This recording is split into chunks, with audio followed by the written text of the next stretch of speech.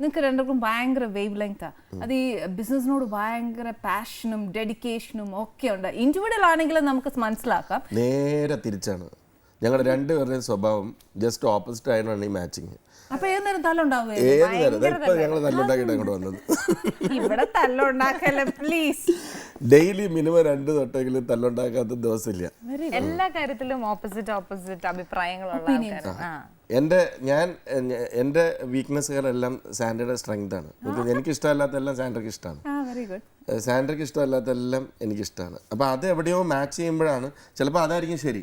അപ്പോൾ ആ അടി ഉണ്ടാക്കുമ്പോൾ കുറേ പോസിറ്റീവ്സ് അവിടെ നിന്ന് വരും, കുറേ പോസിറ്റീവ്സ് ഇവിടെ നിന്ന് വരും. എന്നിട്ട് ഒരു നല്ല പ്രോഡക്റ്റ് ആയിട്ട് വരും. അത് പ്രൊഡക്ഷനിൽ ഔട്ട്പുട്ട് ഇസ് ബെറ്റർ. അപ്പം അങ്ങനെയാണ് അതിൻ്റെ കെമിസ്ട്രി വർക്ക് ആവുന്നത്. അപ്പോൾ ഞങ്ങൾക്കറിയാം ഞങ്ങൾ അടി ഉണ്ടാക്കുമ്പോൾ എന്തോ നല്ലത് നടക്കാൻ പോവാണ്. പിന്നെ ഞങ്ങളിപ്പം ആക്ടിവിറ്റീസ് ഡിവൈഡ് ചെയ്തിട്ടുണ്ട് പ്രൊഡക്ഷനിലാണ്. ആക്ടിങ്ങിൽ ഷീ ഡസൻ ഇടപെടാറില്ല, എനിക്ക് ഇഷ്ടമുള്ളതൊക്കെ ഞാൻ ചൂസ് ചെയ്യും, നല്ല അഭിപ്രായങ്ങൾ പറയാറുണ്ട്. പക്ഷേ പ്രൊഡക്ഷനിൽ വരുമ്പോഴത്തേക്ക് ഞങ്ങൾ ഏരിയാസ് കൃത്യമായിട്ട് ഡിവൈഡ് ചെയ്തിട്ടുണ്ട്. Sandra handles the production. But അതിന് മുമ്പുള്ള ഒരു സബ്ജക്ട് സെലക്ഷൻ, അതിൻ്റെ ക്രിയേറ്റീവ്, അതിൻ്റെ കാസ്റ്റിംഗ്, കോസ്റ്റിംഗ്, ബിസിനസ് പ്ലാൻ, ഇതൊക്കെ എളുപ്പമുള്ള പണിയല്ല. അല്ല, എനിക്ക് ചിലപ്പോൾ എളുപ്പമായിരിക്കും. ബിക്കോസ് ഞാൻ 10-16 വർഷമായിട്ട് അതാണ് ചെയ്തുകൊണ്ടിരിക്കുന്നത്. ഏറ്റവും ഇൻട്രസ്റ്റ് ഉള്ളതും അത് തന്നെയാണ്. അപ്പം എന്നിട്ട് ഞാൻ ആ പേപ്പർ സാൻഡ്രയിലായിട്ട് കൊടുക്കും. ഇതാ ഇത്രയും ഇതങ്ങ് തീർത്തോ, ബാക്കി നമുക്ക് നോക്കാം. പിന്നത്തെ ആ ഒരു 60 days ഇറ്റ്സ് ഹെർ വർക്ക്. അത് പുള്ളിക്കാരിയുടെ കൺട്രോളിലാണ്. പിന്നെ ആ പ്രൊഡക്ഷൻസ്, അപ്പോൾ ആ സെറ്റ് കൺട്രോൾ ചെയ്ത് ആ ബിസിനസ് പ്ലാനിലുള്ള കോസ്റ്റിൽ അത് തീർക്കുക എന്നുള്ളത് സാൻഡ്രയുടെ ജോലി. അതിൽ ഞാൻ ഇടപെടാറ് പോലില്ല. ഇപ്പം ഞാൻ ആക്ട് ചെയ്യുന്ന സിനിമയാണെങ്കിലും നമ്മുടെ സിനിമയാണെങ്കിലും ഞാൻ സെറ്റിൽ പോകുന്നത് ഒരു ആക്ടറായിട്ടാണ്. എൻ്റെ അടുത്ത് പലരും പരാതിയായിട്ട് കറഞ്ഞു കൊടുക്കും, സാൻഡ്ര മേഡം എന്നെ തെറി വിളിച്ചു സാർ, ഞാൻ ഇത്രയും സീനിയർ അല്ലേ എന്നൊക്കെ പറഞ്ഞിട്ടൊക്കെ വരാറുണ്ട്. ഞാൻ കമ്പിളി പോയപ്പോൾ സാൻഡ്ര ഞാൻ പറയാം കേട്ടോ എന്ന് പറഞ്ഞിട്ട് ഞാനൊരു സൈഡിൽ കൂടെ പോകും. ബിക്കോസ് പറഞ്ഞിട്ട് യാതൊരു കല്ല് ചിലപ്പോൾ ആ തെറി നമുക്കും കിട്ടും. അപ്പം സെറ്റിൽ പറയും, ഇയാളുടെ പണി നോക്കിയാൽ മതി, അഭിനയിക്കാൻ വന്നാൽ അഭിനയിച്ചു പോകണം. മുദ്ദുകാവിൽ അങ്ങനെ ഒരു ഇൻസിഡന്റ് ഉണ്ടായിട്ടുണ്ട്. ബൈജു ചേട്ടൻ ലേറ്റ് ആയി വന്നു. അപ്പോൾ ആക്ച്വലി ഞങ്ങള് 4 മണിക്ക് എറണാകുളത്ത് നിന്ന് ഇറങ്ങിയിട്ട് ഷൂട്ടിന് നേരത്തെ വന്നതാ. അപ്പോൾ ബൈജു ചേട്ടൻ വരാത്ത കാരണം ഷൂട്ട് നടക്കുന്നില്ല, കുറേ നേരമായിട്ടും വരുന്നില്ല. അപ്പം ഞങ്ങൾ തമ്മിൽ ചെറിയൊരു ഉടക്കുണ്ടായിരുന്നു. എന്നിട്ട് ഞാൻ കാരവണിൽ പോയിരുന്നു, ഇവിടെ ഒന്ന് ഇടപെട്ടിട്ട് ആ ഒരു കാര്യമില്ലെന്ന് പറഞ്ഞിട്ട് ഞാൻ അവിടെ പോയി ബൈജു ചേട്ടനും നമ്മുടെ അബു സലീം ചേട്ടനൊക്കെ ആയിട്ട് ഇങ്ങനെ വർത്താനം പറഞ്ഞ് ഇങ്ങനെ ഇരിക്കുക. അപ്പോൾ അവിടെ പെട്ടെന്ന് കഥ തുറക്കുന്നതായിട്ട് കഥ തുറന്നിട്ട് സാൻഡ്ര എന്നോട് നോട്ട് ഇങ്ങനെ വന്ന് ഇവിടെ ഒരു കൊച്ചോർത്താനം പറഞ്ഞുകൊണ്ടിരുന്നു. അവിടെ ഷൂട്ട് ബൈജേട്ടൻ, നിങ്ങൾക്കിപ്പോൾ ഷോട്ട് ഇല്ലല്ലോ, അത് എനിക്കുള്ളതാ, ഞാൻ ഇന്ന് പോയിട്ടുണ്ട്.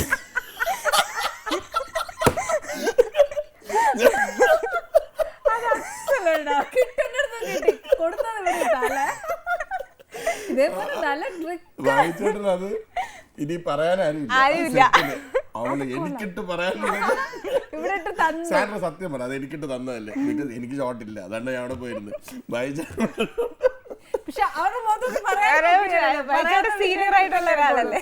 കൊള്ളാട്ടോ, ആ ട്രിക്ക് നല്ല കാച്ചാൻ കൊള്ളാം. ഓക്കെ, ഈ ഫ്രണ്ട്ഷിപ്പ് എപ്പോ തുടങ്ങിയതാ നിങ്ങളുടെ? 6 വർഷമായി. അത് സത്യവർഷമാണല്ലോ അല്ലേ?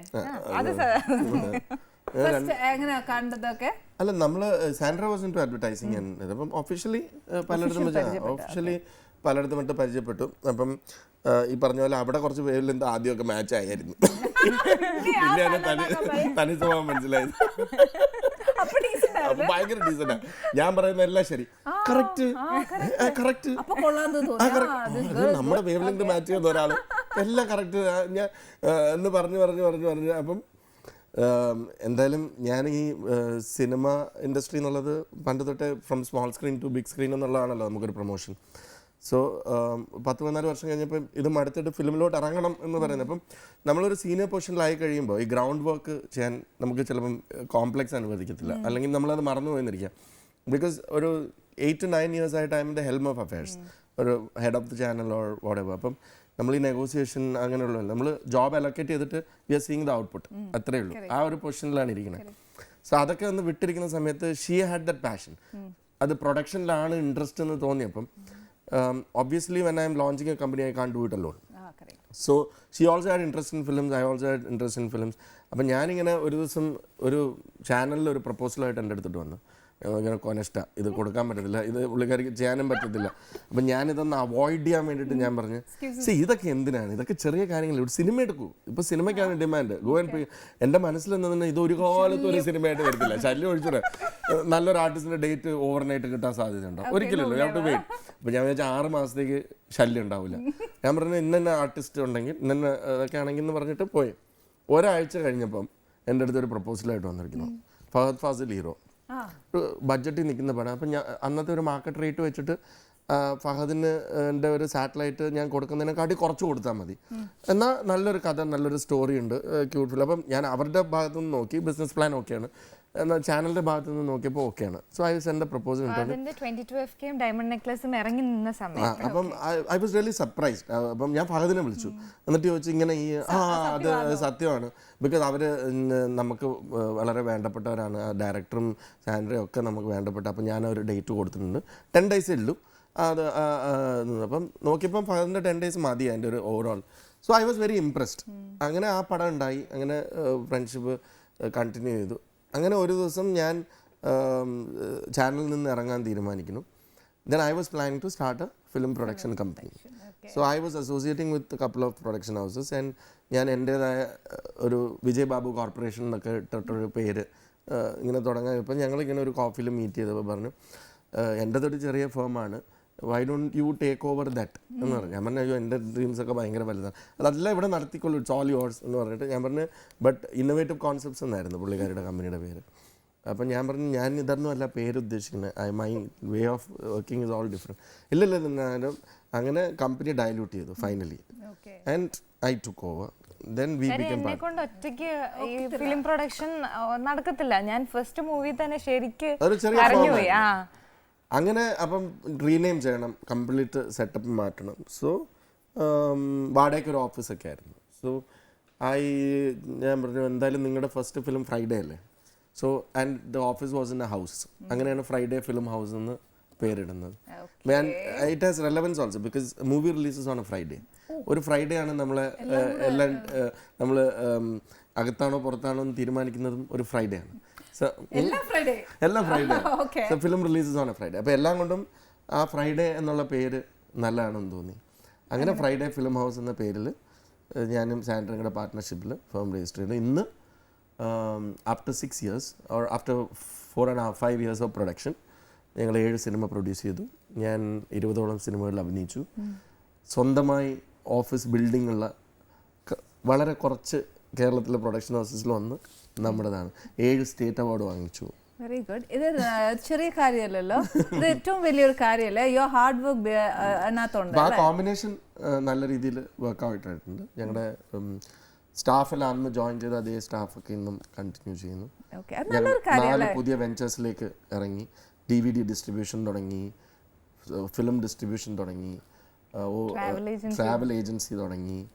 ഇന്നിപ്പം ഫ്രൈഡേ എൻ്റർടൈൻമെൻറ്റ്സ് എന്ന് പറഞ്ഞിട്ട് ടെലിവിഷൻ പ്രൊഡക്ഷനിലേക്ക് ഇറങ്ങുന്നു. സാൻഡയുടെ കല്യാണമായി. അല്ല സാൻഡ്ര ആലോചിച്ച് ഇത്രയൊക്കെ ആയപ്പോ കെട്ടി പോട്ടെന്നുള്ള അവസ്ഥയായി. അവിടെ പോകുന്നില്ല, അവിടെ തന്നെ ഉണ്ട്. മോളുടെ വീട്ടില് വേറെ ആരെങ്കിലും ഈ പറഞ്ഞ പോലെ ബിസിനസ് ഉണ്ടോ, ചെയ്യുന്നുണ്ടോ? ഇല്ല, ആരുമില്ല. പപ്പ ഉണ്ട്, പക്ഷെ പപ്പ അങ്ങനെ ഒരു റിയൽ എസ്റ്റേറ്റ് അങ്ങനെയൊക്കെയാണ്. ഞങ്ങളുടെ 2 ഈ ഒരു ഏരിയയിലേക്കൊന്നും ആരും ഈ ഏരിയയിലും ഇടപെട്ടിട്ടില്ല. My father has produced a movie long back. Okay, അല്ലാതെ ബിസിനസ് അങ്ങനെ ആരും അല്ല. Business mine is also business family, but entertainment ബിസിനസ്സിൽ ആരുമില്ല. ഓക്കെ. ഒരു മോളിങ്ങനെ വന്നപ്പോഴത്തേക്ക് പപ്പായും ഒക്കെ സമ്മതിച്ചായിരുന്നു? എല്ലാവരുടെയും സപ്പോർട്ട് ഉണ്ടായിരുന്നു. പിന്നെ ഫസ്റ്റ് സിനിമയിൽ ഫ്രൈഡേയിൽ എനിക്ക് ഒറ്റയ്ക്ക് ചെയ്യാൻ പറ്റത്തില്ല എന്നുള്ള എനിക്ക് ഫസ്റ്റ് ഡേ മനസ്സിലായി. അവിടെ വരുമ്പോൾ തന്നെ എല്ലാവരും നമ്മൾ ഒന്നാമത് ഞാനൊരു പെൺകുട്ടി, അന്ന് എനിക്ക് പ്രായവും കുറവായിരുന്നത് കൊണ്ട് എല്ലാവരും ഞാൻ പറയുന്നതൊന്നും ആരും കേൾക്കത്തില്ല, മൈൻഡ് ചെയ്യത്തില്ല, എന്ത് പറഞ്ഞാലും ഇഗ്നോർ ചെയ്തിട്ട് അങ്ങ് പോകും.